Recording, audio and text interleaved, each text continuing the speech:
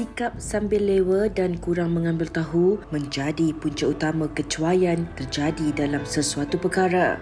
Antara salah satu masalah yang sering dipandang remeh ialah kurangnya ilmu dalam mempelajari punca terjadinya lita pintas.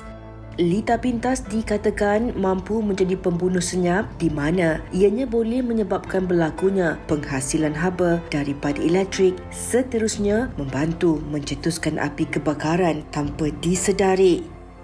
Antara kes-kes yang berlaku ialah seperti berlakunya kebakaran di bangunan yang masih dalam proses pemasangan kabel elektrik yang juga dipercayai berpunca daripada lita pintas. Selain itu, ada juga mangsa yang terkorban dalam kebakaran yang tercetus akibat pendawaian lama yang melebihi 10 tahun tidak pernah diperiksa, seterusnya menyebabkan berlakunya tragedi malang ini.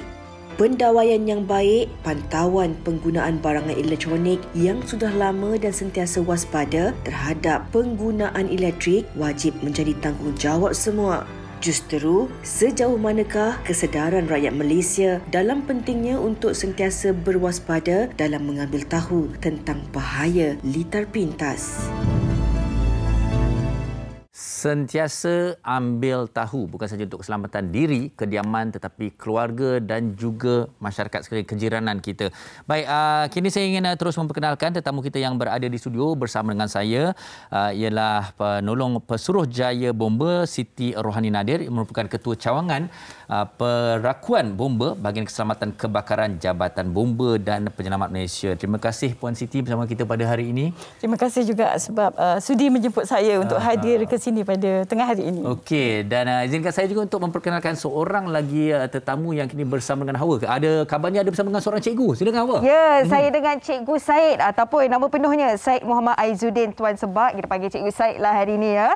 Timbalan Pengerusi NGO Community Technical Islam Malaysia ataupun COMTEC, dan difahamkan Fahdin hari itu bila berlaku banjir tolong 345 buah rumah ya yang terjejas. Oh, ini yang kita nak kongsikan bersama dengan cikgu. Okey, tapi terlebih dahulu kita nak bersama dengan Puan Siti sendirilah. Okey, Puan Siti, kita dah bercakap tentang topik kita pada hari ini secara ringkas iaitu bahaya litar pintas. Hakikatnya kebakaran di negara kita, di rumah-rumah yang pernah berlaku kebakaran ke, boleh ceritakan statistiknya dan juga antara punca-puncanya selain daripada litar pintas ni? Berdasarkan rekod Jabatan Bomba dan Penyelamat Malaysia, punca kepada kebakaran struktur lebih daripada 60% adalah disebabkan oleh alat elektrik. So punca ini biasanya ada berkait rapat jugalah dengan isu litar pintas. Selain masalah berlaku seperti overheating dan juga overload. Okey, dan perkara ini memang antara perkara yang sebenarnya secara teknikalnya orang tak faham. Okey, tapi bercakap tentang litar pintas ini, mungkin kalau boleh dikongsikan juga apa yang selalu menjadi kecuaian kepada pemilik kediaman yang menjadi punca kepada litar pintas ni, Puan? Okey, kalau kita nak bercakap kenapa berlakunya litar pintas, biasanya kita tengok yang pertama dari segi manusia itu sendiri. Biasanya macam individu ini dia membuat penyambungan tanpa ada pengetahuan ataupun tanpa ada kelayakan yang khusus. Jadi mereka ni mungkin belajar daripada YouTube ke, daripada internet, membuat penyambungan sendiri di rumah mereka. So ini juga adalah salah satu punca. Dan punca yang kedua juga adalah berkaitan dengan kaedah lah, metod dia. Kebanyakan mereka ni kadang-kadang membuat sistem pendawaian yang tidak mengikut spesifikasi yang diluluskan. Ya, tidak menepati seperti yang telah ditetapkan oleh Suruhanjaya Tenaga lah contohnya. Selain itu juga sering juga berlaku mereka ini menggunakan bahan-bahan ataupun material yang tidak diluluskan. Contohnya menggunakan soket yang mungkin tidak ada kelulusan, sirim contohnya. Dan satu perkara lagi dari segi peralatan itu sendiri. Peralatan seperti memasak dan sebagainya tidak mempunyai kelulusan. Baik. Saya rasa sebenarnya Puan Siti, bila bercakap tentang pengetahuan dan juga kemahiran, diorang rasa diorang ni agaknya mereka Cikgu Said agaknya kan. Mereka bukan Cikgu Said. Sebab tu kita tanya kepada Cikgu Said sendiri kerana beliaulah antara orang yang berkemahiran tentang hal ini. Cikgu Said dan Hawa, silakan.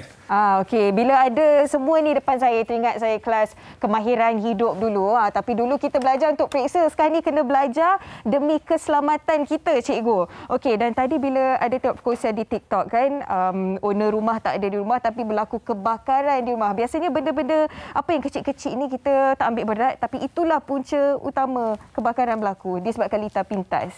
Okey, tuan-tuan, puan-puan. Untuk makluman tuan-puan, benda yang paling penting lagi dalam sistem elektrik di rumah ialah kalau tuan-puan pergi ke rumah tuan-puan, dia ada satu kotak kat sini. Kalau boleh kamera, boleh tolong shootkan.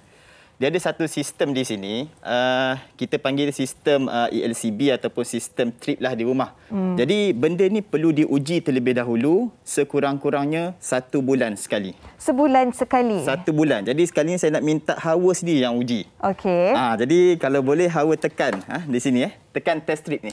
Tekan. Tekan ya? Tekan. Bismillah. Okay. Jadi sistem ni dia terpadam. Ini yang paling penting sekali, ibu ataupun nyawa bagi keseluruhan sistem elektrik. Di samping tu, ada juga benda-benda yang kita perlu cek. Di tepinya ada suis-suis yang kecil. Ataupun boleh tengok di sini. Pastikan benda ni dia senang turun, dia tidak ada terhalang. Okay? Jadi benda ni perlu diperhatikan. Okey, sekejap cikgu. Bila kita tekan button ni kan, kita expect apa yang berlaku. Dan kalau benda tu tak jadi, macam mana nak tahu okey ataupun tidak lah? Okey. Kalau contoh, kalau kita tekan, benda ni dia tak jatuh.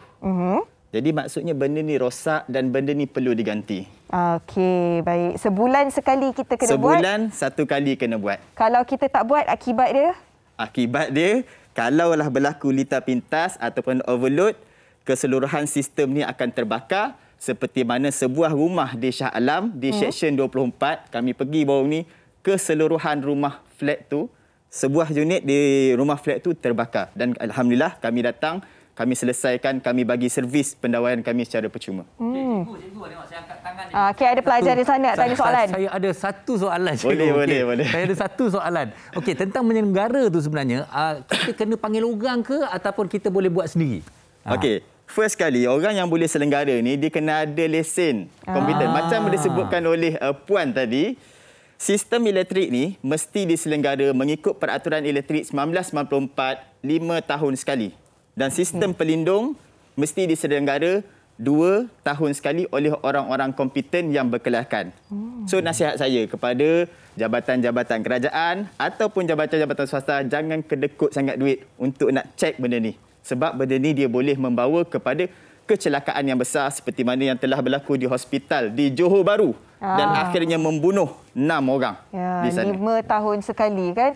Cikgu, dan biasanya kalau benda-benda kecil ni yang kita tak indah, itu yang sebenarnya buat kebakaran lagi teruk berlaku. Tadi bila Puan Siti bagi tahu antaranya sebab ada yang buat suka-suka hati tanpa pengetahuan, itu puncanya kan. Jadi lain-lain lagi, apa antara sebab utama mudah sangat berlaku litar pintas ni? Okey, baik, betul. Itu saya suka pada soalan Hawa tadi sebenarnya. Selain daripada litar pintas yang ditunjukkan oleh Cikgu Said, mungkin ada tabiat-tabiat lain yang menjadi kebiasaan tapi sebenarnya membahayakan kepada pemilik kediaman tu, Puan Siti.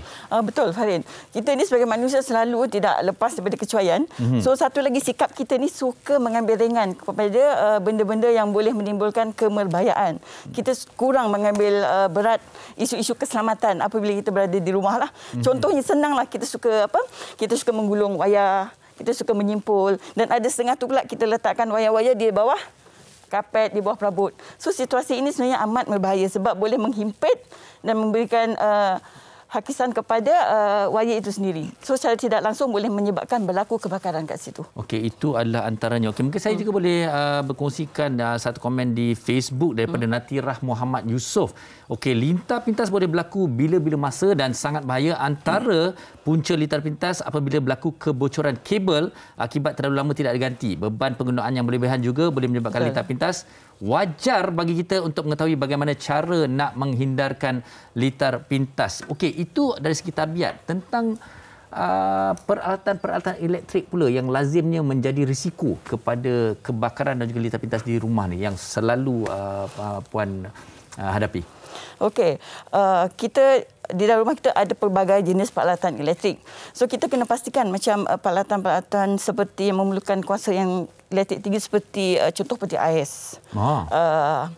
Lepas tu penghawa dingin. So peralatan-peralatan ni kita tidak boleh membuat penyambungan sewenang-wenangnya. Dan soket pula perlu diletakkan direct kepada dinding. Kita tak boleh membuat penyambungan menggunakan extension lah. So ini amat berbahaya. So make sure peralatan-peralatan macam ni perlu plug terus kepada dinding, jangan berkongsi plug, jangan berkongsi. Itu amat berbahaya sebab dia boleh tu kan? Ya, itu memang amat bahaya. Sebab dia ada haba. Jadi jika kita letakkan dalam satu ruang yang sempit dan berkongsi, so akan berlakulah overload kat situ. Jadi satu risiko juga. Okey. Baik, kita juga nak dengarkan pendapat daripada orang ramai di luar sana tentang topik kita ini, iaitu bahaya litar pintas. Kita dengarkan pendapat mereka.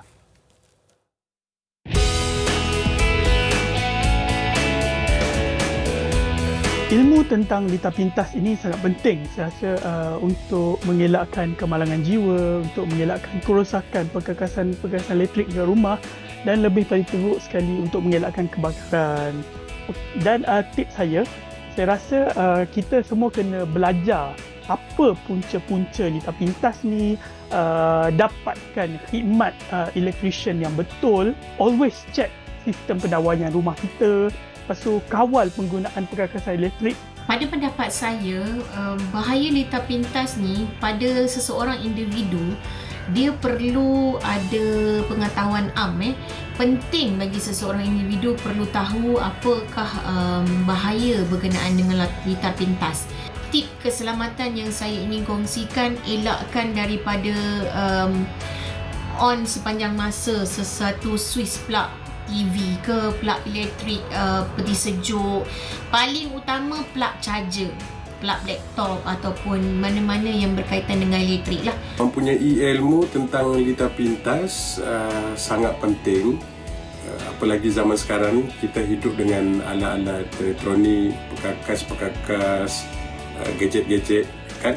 Pernah ada pengalaman satu rumah blackout semasa saya nak siapkan design di komputer.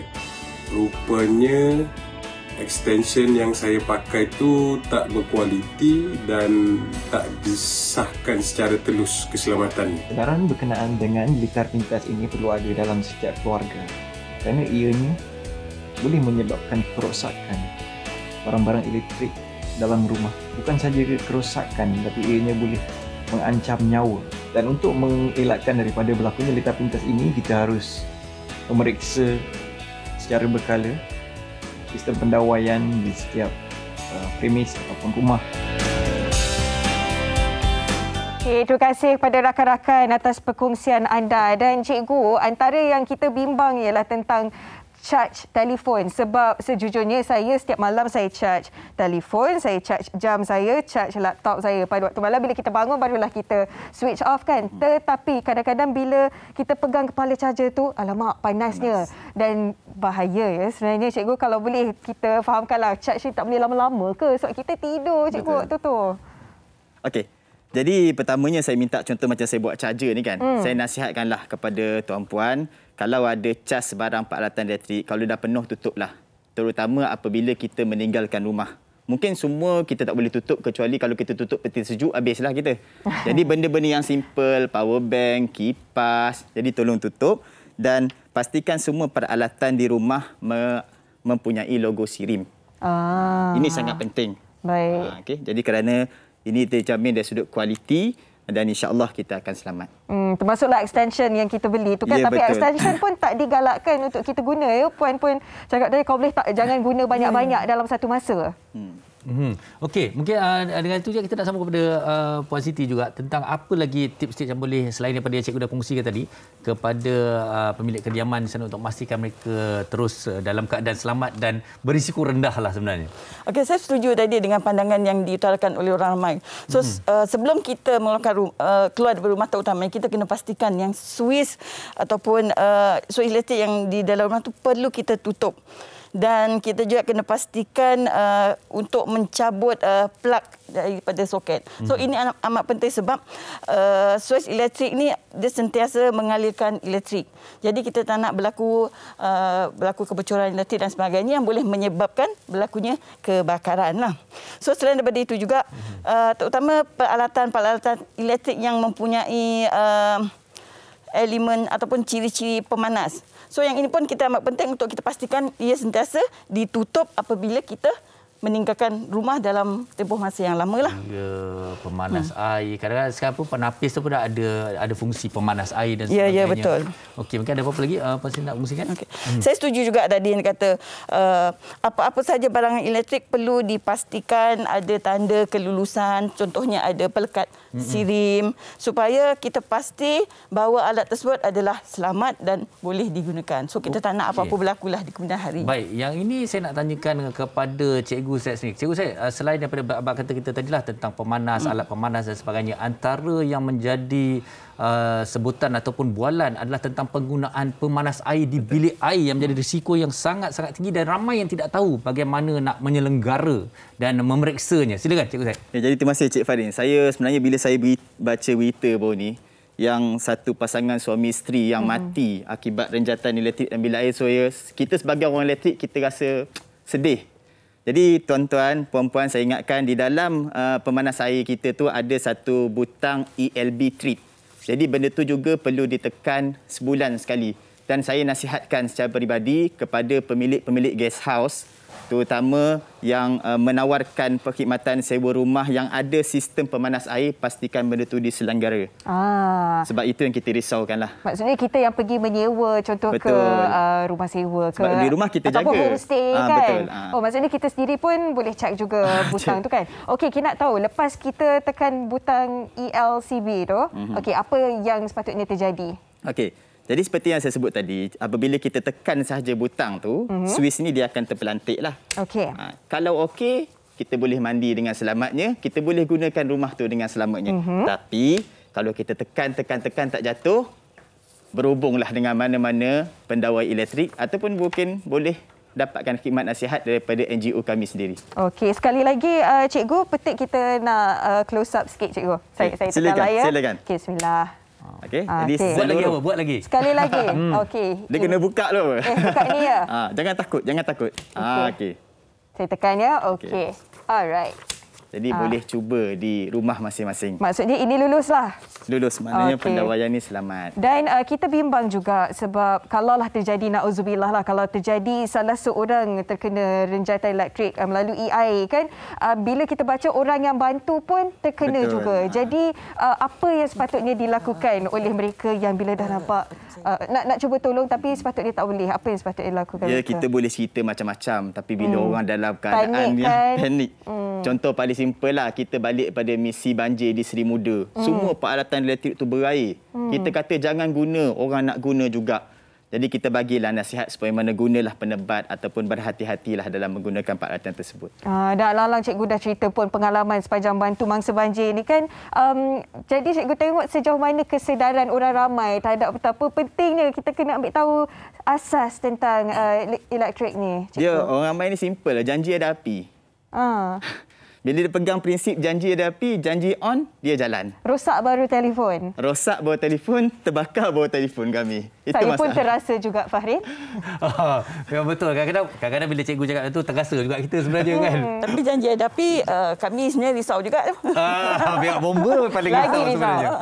Okey. Baik. Kalau kita nak tanya positif jugalah tentang bukan saja nasihat tetapi katalah apabila sesuatu itu terjadi, apa yang harus dilakukan, nasihat yang terbaik kepada mereka untuk sentiasa bersiap-siagalah menghadapi sebarang risiko. Okey, tadi dari aspek penyelenggaraan tu memang amat pentinglah. Dan kita pun tahu banyak kes kebakaran berlaku adalah disebabkan elektrik. Jadi kita kena dari semasa memastikan sistem elektrik di rumah sentiasa berada di dalam keadaan baik. Okey, seperkara lagi ya. Kami di pihak Bumba amat menggalakkan supaya orang ramai menyediakan alat pemadam api di rumah lah. Dan satu lagi adalah menyediakan alat pengesan asap. So alat pengesan asap ni contohnya dia boleh membantu kita memberikan amaran sekiranya berlaku apa-apa kemalangan ataupun kebakaran di dalam rumah. Dan alat pemadam api ini pula kita boleh gunakan sekiranya berlaku kebakaran yang kecil. Tetapi kalau berlaku kebakaran yang besar, kita rasa tak boleh nak lawan, kita kena lari. So, kalau kata kita boleh selamat dan kita boleh memadam kebakaran, kita boleh gunakan alat pemadam api tersebut. Tetapi kalau kebakaran itu dah besar, kita kalau berada di dalam situasi tersebut, kita perlu keluar, menyelamatkan dirilah dan mohon bantuan. First, kena dapatkan ataupun hubungi talian kecemasan 999, maklumkan kepada Bumba lah. Okey, baik. Dan saya sebenarnya kat rumah saya pun ada juga alat pemadam api tu. Tapi sebenarnya kadang-kadang itu juga kita tak selenggara dan kita tak periksa. Mungkin ada tarikh luput ke untuk setiap alat pemadam api, macam mana kita nak periksa tu? Okey, untuk setiap alat pemadam api di bahagian bawah tabung tu ada tarikh dia. Memang banyak kes juga sebenarnya. Ada alat pemadam api tetapi tak tahu cara mana nak guna. Betul. So mana jangan hanya beli alat pemadam api, so kita pun kena belajar cara mana untuk menggunakan alat pemadam api tersebut. Okey. Baik, jadi kita nak kata, kalau kita tahulah bulan Ramadan ni ramai yang suka masak, nak masak kuih, nak macam-macam benda lah. Itu memang perkara penting, selalu berlaku. Nasihat kepada para penonton. Biasa juga berlaku semasa musim perayaan sebab orang sibuk membuat kuih. Tiba-tiba terlupa ada masak kuih, oven terbakar. Jadi kita memang amat menyeru orang ramai supaya memastikan aspek keselamatan diambil kira apabila membuat kerja-kerja memasaklah di rumah. So janganlah masak lewat-lewat. Mungkin takut nanti kita mengantuk dan tertidur. Dan pastikan apa-apa peralatan elektrik yang kita akan gunakan mesti berfungsi dengan baik. Kalau rosak, kita kena hantar pembaikan kepada pihak yang kompeten. So bila rasa kita letih ataupun kita tak sihat, jangan masak. Sebab banyak kes berlaku kebakaran yang disebabkan oleh api dapur. So kita tak nak situasi ini berlaku. Kita nak menyambut Hari Raya dengan gembira tetapi kita tak naklah berlaku kecelakaan seperti ini. Bukan apa. Kadang dia takut kena siapkan order. Bukan minta banyak sangat. Banyak kes lah tu. Selalunya macam tu. Dan saya pastikan juga oven tu belakang tu tak terlalu panas dan sebagainya. Mungkin ada kena jauhkan daripada bahan-bahan yang mudah terbakar. Itu pun penting jugalah. Okey. Baik, mungkin kita nak dengar sedikit tips juga daripada Cikgu Said. Dan kita ni kalau yang dewasa, kita mungkin tahulah apa yang kita nak buatkan. Tapi sekarang kita nak fokus dekat mereka yang ada anak-anak kecil pula. Kalau di rumah tamu-tamu raya nanti ada yang datang berkunjung kan. Apa langkah-langkah keselamatan boleh buat supaya tak terjadi apa-apa yang kita tak nak lah. Jadi bagi nasihat saya lah, kalau contoh kita minta anak-anak kita buat contoh pasang suis ke apa semua, pastikan tangan mereka tidak basah, mereka berhati-hati sebab benda ini penting. Kadang-kadang kita tengok orang buat pemeriksaan kesihatan badan secara percuma, kadang-kadang dia lupa untuk nak cek sistem keselamatan elektrik di rumah. Jadi ibu bapa kena pandu, kena guide anak untuk menggunakan peralatan elektrik dengan cara yang betul. Okey, baik. Terima kasih banyak kita ucapkan kepada Cikgu dan juga Puan Siti kerana bersama WHI hari ini, dan harapnya segala perkongsian membuka mata kita untuk kita cakna dan kita peka juga tentang elektrik inilah. Bahaya kalau kita ambil mudah. Betul, Hawa. Jadi hari ini bersama dengan Cikgu Said dan juga Puan Siti, banyak perkara yang saya kira sebenarnya selama ini kita ambil mudah, kita memandang remeh, tapi hakikatnya kita harus benar-benar berikan perhatian dan selenggara dengan baik. Lagi-lagi nak raya ni. Okey, jadi kita sekali ucapkan terima kasih kepada mereka dan kepada anda penonton-penonton wanita hari ini. Teruskan bersama kami, kita berehat seketika.